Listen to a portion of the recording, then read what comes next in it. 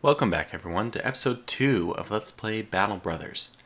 So in the last episode we didn't really do much. I know that it was just the tutorial fight and then a lot of it was spent on the strategic map or in the towns. Obviously the point of Battle Brothers is to engage in the tactical combats and there's a lot of fun in there. I mean, I actually prefer sometimes just the strategic aspect, like the management of finances and all that. Just like in another game I play, Rule the Waves, I really like doing the strategic ship budget and all that, designing.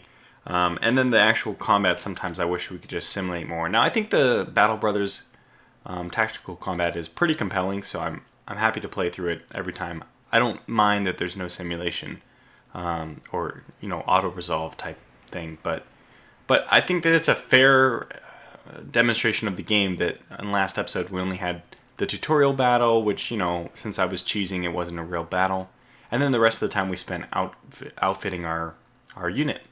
So, let's rectify that, though, by getting involved in some real combat. So the first thing we have to do is decide where we want to fight. Oh, this is... not spectacular. So there's two things we could do. I could try to push up here if this happened to be just like a very quick ridge and then decreased in height over here again. It would be a good situation for me. A very good situation. Unfortunately, this might be a plateau up here, in which case I could be running into the enemy, who should be like right about here or there or something. I don't know. Pretty close by though. So the best situation for us, I think, is going to be to step back. We have two options. So, I mean, using the plus minus on the keyboard. Oh, there's motion. I have depth of field on. Let's turn that off. Let's turn off depth of field. I don't want that. Okay, that's better. So, if we go down, plus and minus takes you down heights, basically cuts off certain layers of height. This helps you identify what areas are at what height. So we go down one more, and we can see that these three have disappeared. So this means that these are probably our holding points. And then below that, these are the places we don't want to fight because they're the lowest down. So let's just go ahead and make a push backwards then. Let me go back up to full height. Mingo go this way. Yeah, this is going to be perfect, I think, for us. Now, you can or cannot make it. Cannot. Okay, so that's okay. Just go back that way. Wow, so they are definitely on the high ground. It is absolutely the right decision for us to pull back then. Incompetent. You will probably end up... Yeah, this is really good. We can get... Let's see. Yeah, we can get high ground here, but even higher ground here for, like, perfect for incompetent. So I imagine what we'll try to do is hold 1, 2, so yeah, it's perfect. 1, 2, 3, 4, 5, yes. We'll try to hold this line, basically, and we'll have incompetent one higher sitting up here, which is perfect. So let's start moving that direction and getting this done. I love it when you can find some good terrain. It makes such a difference in the fights. Especially on expert mode, if we don't take advantage of every little tactical advantage we can dig up, we're not going to survive very long. So that's what we'll try to do. Now their units should be moving forward, but we won't. I don't know if that will happen. I don't want to leave Mingle out here all on his lonesome, but for now we will. Yeah, I'm just going to leave him there. That's fine. I do want Voxus... Ursa Voxus, I should say. He's by far our best melee fighter, and we have him. We can put him up in a spear wall that will protect all the surrounding hexes. It's going to be crucial, especially with the height advantage. I think that's going to be, I think it just really is going to be crucial to our strategy, is holding off the enemies with a spear wall. So let's just get you up to the high ground. I don't know where exactly I want you. I think I want incompetent here, actually. Yeah, because they're coming a little bit further north, so let's get incompetent there. We'll leave you there for now. So you go here. Perfect. There, and now we actually have vision over Another thing about pulling back like we've done is that if we wanted to retreat, it'd be a lot easier. It's not very far away. You can go to the edge of the map to retreat. So it's possible we could take a shot this turn, but I'm pretty sure we're not going to want to do that. So let's go ahead and get this guy. Now they can't go from a height.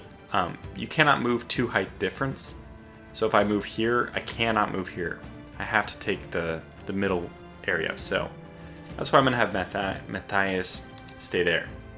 I don't think there's a big difference between us trying to defend this height level against this one versus us trying to defend this height level against this one. It doesn't really matter. The only difference it might make is that their archer will have an even harder time trying to hit us. It'll be a 2 height difference for him instead of a 1 height difference if we moved up 2. But I don't think it's going to be necessary. Let's just take a look. Does it offer a better strategic point? If we go up to the really high one, they can come around all the way this way, and they might even do that now. Once they see the spear walls, they're not stupid. They don't want to move into a spear wall. So yeah, it'll be interesting to see what they do, and we'll just react to their movement. So let's get to Raderick, our other spear wallian. Now, question: they can come up from these 2 or this one, but that one will be protected. So I actually want, you in the middle. Perfect. And you will go here, as I think that's the best call for him. Okay. We really are just going to play the waiting game now. See what happens, see what they do. So let's see what they do. Okay, we'll just wait. If this is, if you consider this boring, well, one, I kind of don't blame you, but this is the way I play. Very slow, very methodical. I will wait with Incompetent. He might get a shot at something by the end of this one. I kind of regret having Mingle here. Mingle would be much better served on the bottom. His turn's done, though. He will move first, though. But Matthias, well, he's also pretty quick on initiative. Well, you're definitely going to stay there, so let's leave you there. Yeah, they have a lot more units moving north. 1, 2, 3. Okay, got to put up the spear wall now. That's basically just going to prevent this brigand thug from doing anything. Although, he's warmed up. I'm actually going to take a chance. I'm going to save Ursa Voxus's fatigue. It is 30 fatigue to do this spear wall, so let's just save 1 turn of fatigue. And you have a 50% chance of hitting. Okay, let's take it. Oh wow, we actually got it. And he's actually really badly hurt. So we'll reload. Is he bleeding? Pierced cheek and just wavering. So he has the pierced cheek, but that's it. Alright, Mingle. We're going to have you... I almost feel like I should pull back to the high ground now because that will limit them out. Even though there's all this area they can come up, they can only go up by moving here or up here from the lower ground. So that means to get up to the high ground, they have to move through these 2, which we can easily control just from this one spot. Then they can never get up to the high ground. So I think that's the best bet for us, is just to move Mingle a little more, to concede that spot right there. So we'll do that and we'll wait. And since there's only 1 person coming this way, I am going to move Matthias. I'm going to run him north to try to assist. Raderick is still going to hold this area. There's no threat of anybody reaching him this turn, so I'll probably just end his turn immediately. It's probably better to wait a lot of the time rather than, do what I'm doing, which is ending their turn directly.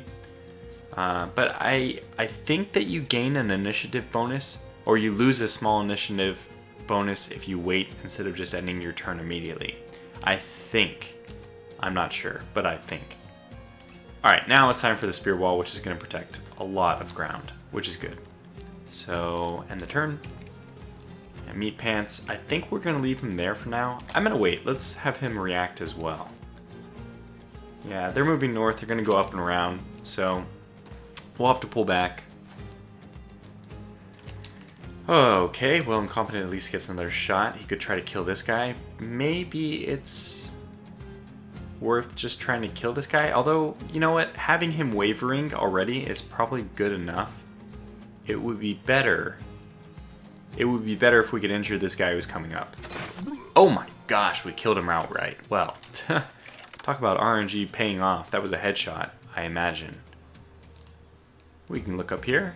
Yep, we hit his head for 66. My god, incompetent. You're really not living up to your name. You're actually quite competent.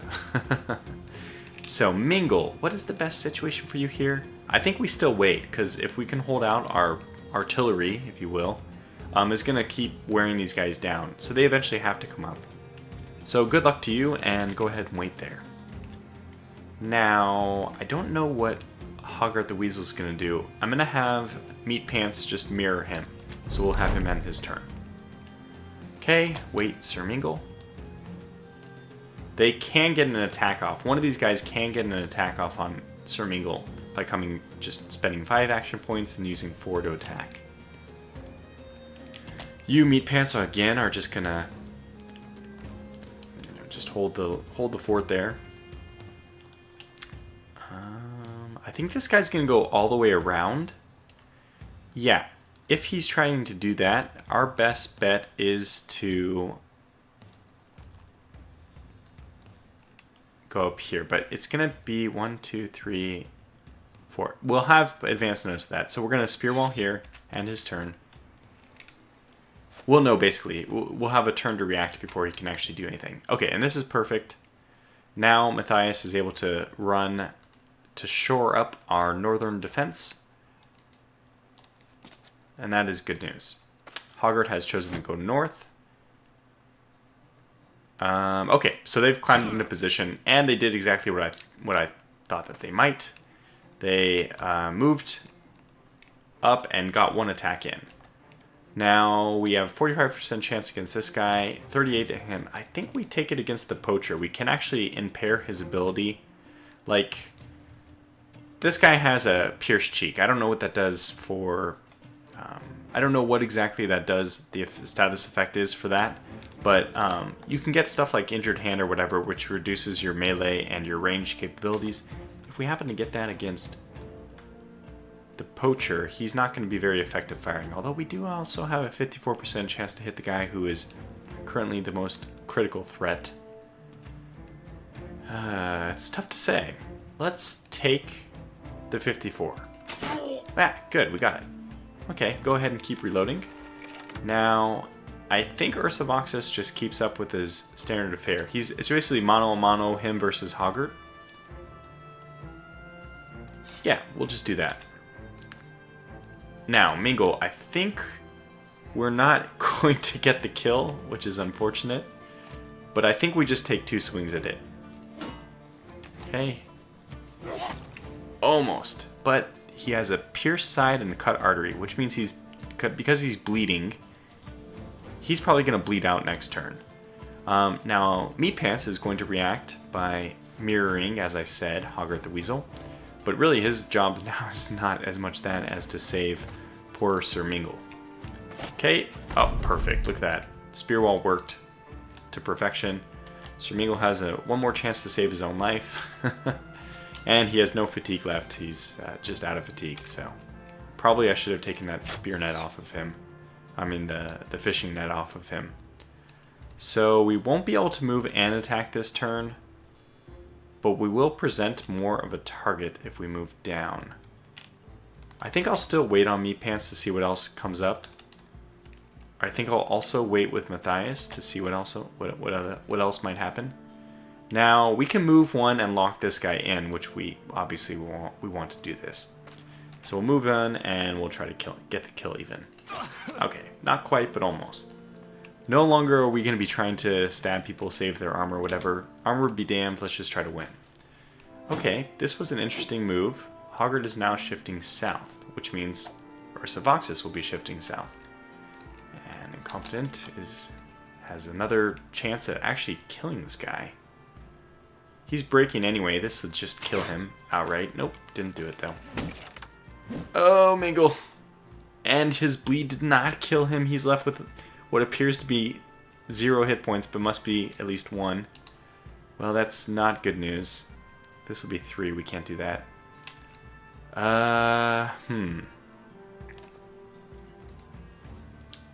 Oh boy. So we're not in... We just... nobody is going to be in a position to kill this thug. Now, I'm still going to... Let's see, the best thing he can do is... He could come up here if I... Yeah, I'm going to stand right here just to keep blocking his path up. Now, I'm going to assume that Matthias can handle that guy on his own. So we are just going to move right down. I should have done this first. Oh, he's in full retreat now. That's fantastic. So we no longer have to worry about Mingle. But 6 action points needed to attack, so he can't attack. I suggest you try to stun this guy. Failed, so we'll just go with a normal hit. Okay, well, that was pretty effective. And we actually get to go first on this turn, so I guess we know what we're going to do. Cleave this man in half, and we did. Oh gosh, he was decapitated. Let's see. Head armor, 30 damage. Hood, head, 47. Yeah, that was not good. Poor guy. We even have 3 movement points left. Well, we might... I guess we'll just try to close with the poacher. Mr. Mingle. This guy is retreating, so it's actually not bad for us to just move into position, because he won't attack. Looks like that guy's also going to retreat. The only person we need to kill is Hoggart, so I think we have to run him down. Which means he goes next. I think we have to do this, unfortunately. So Raderick, you might die in the process, but let's pin him down. Okay, that was lucky. Alright, well let's just finish this off as quickly as we can and move south so we can get the surround. This is a very low chance of success here. I think this is the turn where we move, but we don't... let's see, is it 1 to fire? It's 2. So we could move here, which doesn't help us too much because we lose a thing of height.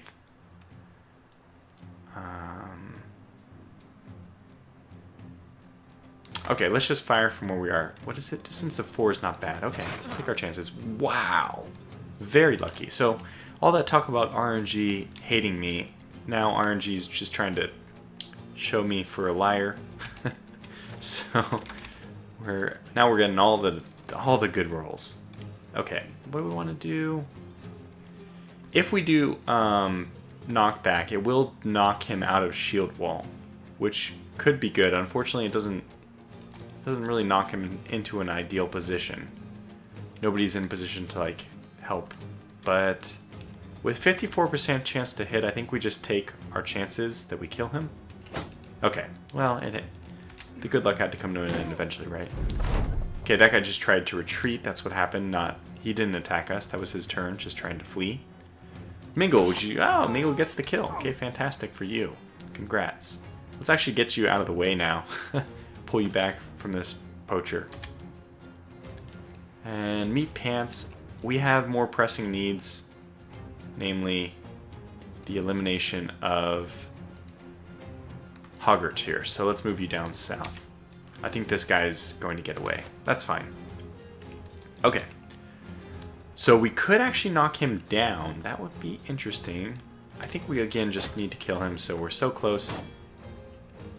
Let's not worry about that. Send somebody after this guy. There it is. There's the kill. Ursavox is really pulling his weight. And now I think we just end our turn, and we'll just say it's over, because we're not going to be able to get to that guy. So, really successful first battle. I played it a bit slow, but probably talking about things, getting back into the rhythm myself. A lot of good loot here. Well, not good loot, but at least a lot of it. And I can be very thankful for the patched mail shirt. That's great. I could always use another shield. We'll probably switch around our exact configuration. Another thing I forgot is that one of my guys is holding a flail, which is silly. Just, stupidly reducing his fatigue for no benefit. So, let me actually just look into that. We probably have some people who have leveled up. Yes, we have 2 people who are now level 2. And this is the guy carrying the flail. So you can see even holding it here, I think it's reducing his fatigue by 3, I think. Yeah, from 69 to 72. So it reduces it by half if it's being held. Now, Ursavoxus was a champion It didn't bother him at all, but we also want to repair that. You can repair stuff in your inventory. It won't normally be repaired, but the things that I want to keep, I'm going to repair. Boy, I gotta tell you, they will naturally just repair any inventory that they're wearing. But I gotta tell you, we have a lot of injured people. So, and we can also do the perks. I guess, for me, the first level up is really simple. I always just take student. So this just improves their ability to gain experience, gets them to higher levels faster. Technically, it's bad if you actually get them to the final level. It's a wasted talent, a wasted perk. But, yeah. But I don't think that we need to worry about that. On Expert, you're lucky enough to just make it, to day 30 or whatnot. So we'll get everyone to do their first tier in student. And I actually forgot, got to level up their skills as well. So incompetent is going to get, this is where the stars come in. The stars is where they will roll extra points in, or they'll roll higher skills per level in those things. So we can see we have a +4 in range skill. Would definitely take that. And he gets a ranged defense bonus as well, which is actually really good for a ranged person. He's often not going to be, he's not often going to be in melee, but he often will be targeted by other ranged units. So I think we'll take that, and we have one more thing we can put points into. We can choose hit points, which is 3, fatigue, which is 3. Fatigue of 3 is not very good. That's a bit low. I wouldn't want to waste points like that. I think we can get 4 in fatigue at least. And certainly I think I've seen even 5. Maybe it's only 4. It's at least, you can definitely get 5 in initiative. I should know these things, but but we're going to put, I think, the 3 in hit points. Although melee skill is still important because, again, his backup option is the pitchfork. So a 1 is just so low, it's really hard for me to... yeah, it's too hard for me to justify that. We'll put the 3 in hit points. And now we can compare that with Ursa, who is probably going to get a... Oh, he gets a big roll in hit points. And in resolve. Interesting. Do I have anybody else who is high in resolve? 45, 43... 44, Raderick is kind of high, but he doesn't have a star in it. 35, but doesn't. It's just really low. He has a star, but he starts really low. Because you do want to groom one person to be the banner carrier, and whoever you choose to hold the banner actually lends his resolve to everyone else. Well, let's just see what we get. Oh yeah, it's a +4. And we got a +1 in melee skill. Wow, that is a terrible roll. Actually, I didn't even think he...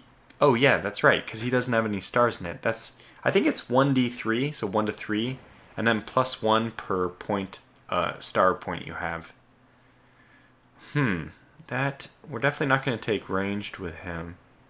Take the hit points, take the fatigue. Do we want to build him into our banner carrier?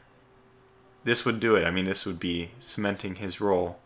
Because I only want to put resolve points, unless they're below, like, they're really low, like maybe below 35. I don't want to put resolve points to anybody. Yeah, okay. We'll do it. He will be our banner carrier. Okay. And until that point, he's just going to be, very full of resolve.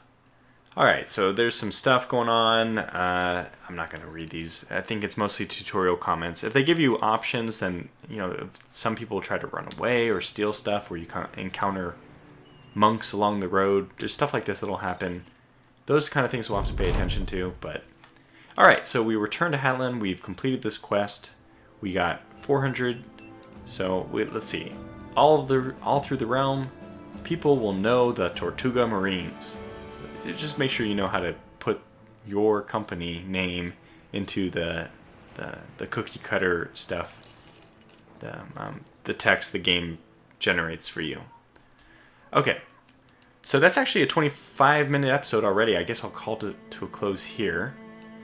We have a lot of repairing and stuff to do. I probably have to think about a little bit how I want to reorganize stuff. Better I don't do that on camera. It'll be much faster if I do that off camera and then come on and just... I can do it really quickly, but I need to think about it off camera. So then we'll also start looking into what other kind of contracts we can take. Nothing here, but we'll meander down the road and see who else might have a contract for us. So I will call this video to a close here. Thanks for watching, and stay tuned for more exciting Battle Brothers stuff in the next episode. Until then, take care.